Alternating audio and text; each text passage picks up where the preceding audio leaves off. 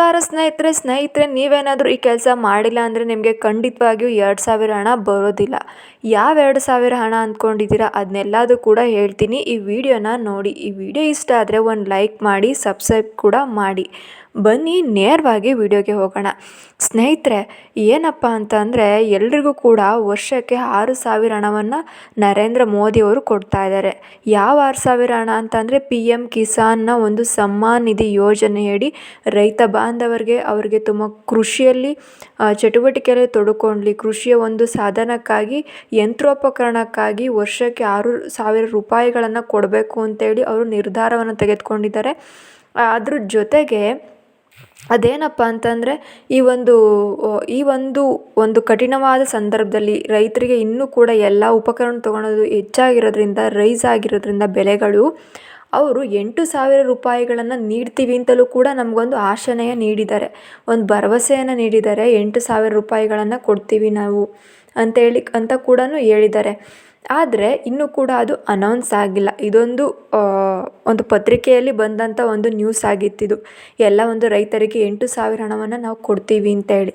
ಆದರೆ ನಾವೀಗ ಏನು ಹೇಳೋದಕ್ಕೆ ಬಂದಿರೋ ವಿಷಯ ಅಂತಂದರೆ, ಏನು ನಮಗೆ ವರ್ಷಕ್ಕೆ 6000 ರೂಗಳನ್ನು ಕೊಡ್ತಾಯಿದ್ರು, 4 ತಿಂಗಳಿಗೊಮ್ಮೆ 2,000 ಹಣ ಅನ್ನೋದು ನಮ್ಮ ರೈತರಿಗೆ ಬರ್ತಾಯಿತ್ತು. ಅದಕ್ಕೆ ನೀವು ಆಧಾರ್ ಜೋಡಣೆ ಕಡ್ಡಾಯವಾಗಿತ್ತು.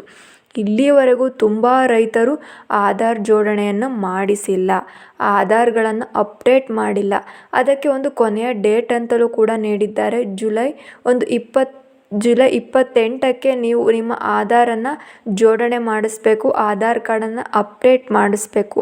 ಅಂದರೆ ಆಧಾರ್ ಜೋಡಣೆ ಅಂತಂದರೆ ನಿಮ್ಮ ಆಧಾರ್ ಕಾರ್ಡ್ ಮತ್ತು ನಿಮ್ಮ ಯಾವ ಜಮೀನಿನ ಪಹಣಿ, ನಿಮ್ಮ ಒಂದು ಜಮೀನಿನ ಪಹಣಿ ನೀವು ರೈತರಾಗಿರುತ್ತಾ ಪಹಣಿ ಇರುತ್ತಲ್ಲ, ಆ ಪಹಣಿಯನ್ನು ಒಂದು ಕೊಟ್ಟಿರ್ತೀರ ನೀವು. ಅಲ್ಲಿ ಒಂದು ಜೆರಾಕ್ಸನ್ನು ಕೂಡ ನೀವು ಕೊಟ್ಟಿರ್ತೀರ. ಈ ಒಂದು ಜಮೀನು, ಈ ಒಂದು ಎಷ್ಟು ಎಕರೆ, ಇಷ್ಟು ಒಂದು ವಿಸ್ತೀರ್ಣ ಇದೆ ಅಂತೇಳಿ. ಆ ಪಹಣಿನ ತೆಗೆದುಕೊಂಡೋಗಿ ಅದಕ್ಕೆ ಆಧಾರ್ ಕಾರ್ಡನ್ನು ಲಿಂಕ್ ಮಾಡಿಸ್ಬೇಕಾಗುತ್ತೆ. ಯಾರು ಜಮೀನಿನ ಮಾಲೀಕರು ಇರ್ತಾರೋ ಅದನ್ನು ಲಿಂಕ್ ಮಾಡಿಸ್ಬೇಕು. ಆಗ ಮಾತ್ರ ನಿಮಗೆ ಈ ಒಂದು ಅಮೌಂಟ್ ಅನ್ನೋದು ಬರುತ್ತೆ. ವರ್ಷಕ್ಕೆ 6000 ರೂಗಳು ಅನ್ನೋದು ಬರುತ್ತೆ. ನೀವೇನಾದರೂ ಜೋಡಣೆ ಮಾಡದೆ ಬಿಟ್ಟಾಕು ಅಂತ ಹೇಳಿ ಸುಮ್ಮನೆ ಆದರೆ ನಿಮಗೆ ಖಂಡಿತವಾಗ್ಲೂ ಈ ಅಮೌಂಟ್ ಅನ್ನೋದು ಬರೋಲ್ಲ. ತುಂಬ ಸಣ್ಣ ಪುಟ್ಟ ಚಿಕ್ಕ ವಿಷಯ ಇದಷ್ಟೇ, ನೀವು ಮಾಡಲೇಬೇಕಾಗುತ್ತೆ. ಅದ್ರ ಜೊತೆಗೆ ನಿಮ್ಮ ಆಧಾರ್ ಕಾರ್ಡ್ ಕೂಡ ಅಪ್ಡೇಟ್ ಆಗಿರೋದಿಲ್ಲ. ತುಂಬ 4-5 ವರ್ಷ ಹಿಂದೆದಾಗಿರುತ್ತೆ, ಅಪ್ಡೇಟ್ ಆಗಿರೋಲ್ಲ. ನಿಮ್ಮ ಏಜ್ ಎಲ್ಲ ಅಪ್ಡೇಟ್ ಆಗಿರೋದಿಲ್ಲ. ಅದಕ್ಕೋಸ್ಕರ ಅದನ್ನು ಕೂಡ ನೀವು ಅಪ್ಡೇಟನ್ನು ಮಾಡಿಸ್ಬೇಕಾಗುತ್ತೆ. ಆವಾಗಲೂ ಕೂಡ ನಿಮಗೆ ಈ ಒಂದು ಅಮೌಂಟ್ ಅನ್ನೋದು ಬರೋದಿಲ್ಲ, 6000 ರೂಗಳು ಅನ್ನೋದು ಬರೋದಿಲ್ಲ. PM ಕಿಸಾನ್ ಈ ಒಂದು ಯೋಜನೆ ಅನ್ನೋದನ್ನ ತೊಗೊಂಬಂದಿರೋದೇ ರೈತರಿಗೆ ಎಲ್ಪ್ ಆಗಲಿ ಅಂತ ಹೇಳಿ. ಅದರಿಂದ ಅವರು ಇನ್ನೂ ಕೂಡ 8000 ರೂಗಳನ್ನು ಕೊಡ್ತೀವಿ ಅಂತ ಹೇಳ್ತಾ ಇದ್ದಾರೆ.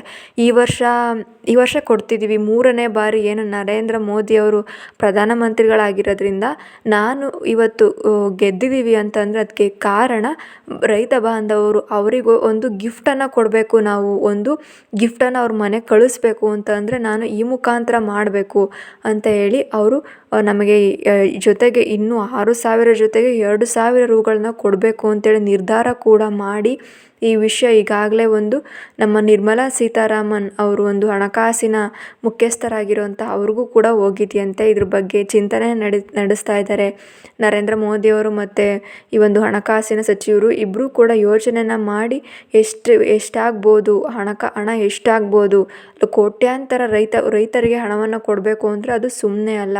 ಅದರಿಂದ ಯೋಜನೆಯನ್ನು ಮಾಡ್ತಾ ಇದ್ದಾರಂತೆ. ನಿಜವಾಗ್ಲೂ ಕೂಡ ಎಲ್ರಿಗೂ ಕೂಡ ಬರುತ್ತೆ.